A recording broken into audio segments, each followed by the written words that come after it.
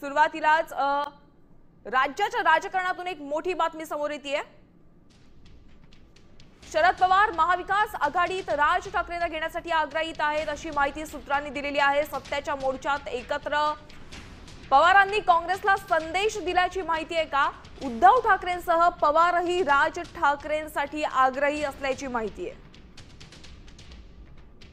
आपण पाहतोय एक अतिशय महत्त्वाची बातमी आहे। शरद पवार महाविकास आघाडीत राज ठाकरेंसाठी आग्रही असल्याची सूत्रांनी माहिती दिली आहे। सत्याच्या मोर्चात एकत्र निवडणुकीत का नको असा सवाल त्यांनी उपस्थित केलेला आहे। पवारांनी काँग्रेसला संदेश दिल्याची ही माहिती मिळते। उद्धव ठाकरेंसह पवारही आता राज ठाकरेंसाठी आग्रही झालेले आहेत। आपण पाहतोय आगामी पालिका निवडणुकीसाठी ठाकरे बंधू आणि मनसेची युती होण्याची शक्यता आहे आणि अशातच आता शरद पवार देखील या युतीसाठी आग्रही असल्याची माहिती समोर येते। मात्र काँग्रेसला राज ठाकरे म्हणजे मनसे सोबत युती नकोय अशी माहिती समोर येते। एक अतिशय महत्त्वाची घडामोड आपण या क्षणाला पाहतोय। शरद पवार यांनी काँग्रेस नेत्यांना फोन करून मुंबई महानगरपालिका निवडणुकीच्या रणनीतीवर चर्चा केलेली आहे।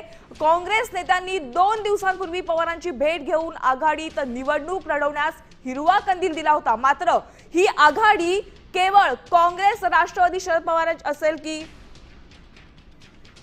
आमच्या प्रतिनिधी रुपाली बडवे यांच्याकडून अपडेट जाणून घ्या। रुपाली, आता राज ठाकरेंना सोबत घेण्यासाठी शरद पवारही आग्रही दिसतात, मात्र काँग्रेस अजूनही तयार झालेलं नाहीये।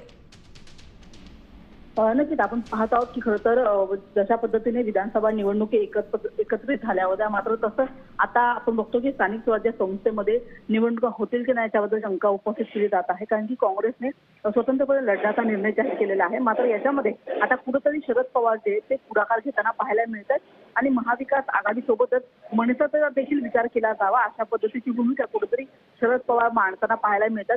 येणाऱ्या आगामी निवडणुकीसाठी जशा पद्धतीने आपण बघतो की सत्याच्या मोर्चासाठी सगळे पक्ष एकत्र उतरले होते, तशाच पद्धतीने जर भाजपासोबत लढायचं असेल तर मनसेला सोबत घेऊन ही लढाई लढली पाहिजे अशी कुठेतरी भूमिका शरद पवार यांची पाहायला मिळत आहे। आणि त्याच्यामुळे येत्या दिवसांमध्ये काही महाविकास आघाडीच्या बैठका होणार आहेत आणि याच बैठकांमध्ये हा एक महत्त्वाचा विषय असणार आहे। या विषयावरती आता सगळेच पक्ष खास करून काँग्रेस काय भूमिका मांडते हे पाहणं अतिशय महत्त्वाचं असेल।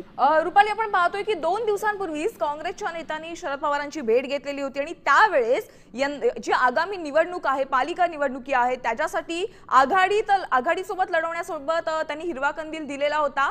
पण आता उद्धव ठाकरे जे आहेत ते मनसे सोबत त्यांना निवडणूक लढायची आहे। काय अपडेट्स आहेत?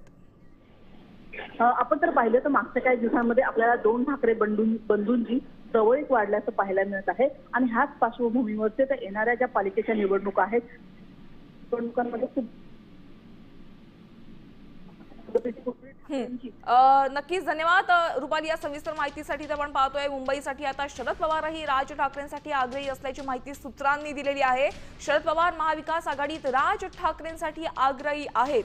सत्याच्या मोर्चात एकत्र निवडणुकीत का नको असा सवाल पवारांनी उपस्थित केलेला आहे। पवारांनी काँग्रेसला संदेश दिल्याची माहिती देखील सूत्रांनी दिलेली आहे।